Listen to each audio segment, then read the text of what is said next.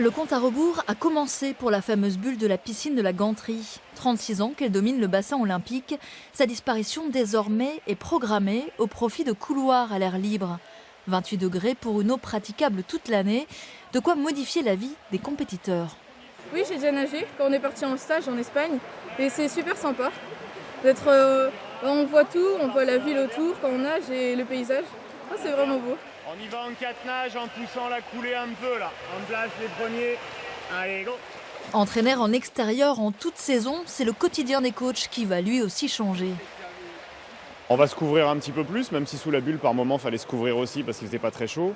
Là, c'est pareil. Nous, on passe beaucoup d'heures sous la bulle et donc, du coup, avec des conditions de ventilation qui ne sont pas très satisfaisantes. Et puis, d'un point de vue sonore aussi, on aura cette fois-ci des conditions plus agréables. Pau ou Strasbourg, plusieurs villes ont déjà fait le grand saut et se sont mises à l'heure nordique. Ici, en Alsace, la dernière vague de grand froid n'a pas effrayé les nageurs, bien au contraire. Dans les vapeurs d'eau, on nage entre les stalactites.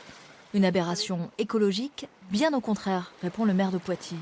Ce bassin sera recouvert la nuit et nous allons utiliser l'énergie dégagée par la patinoire pour permettre de réaliser ces économies d'énergie. Au total, 6 400 000 € vont être investis par le Grand Poitiers. Début des travaux l'an prochain pour une mise en service prévue en 2019.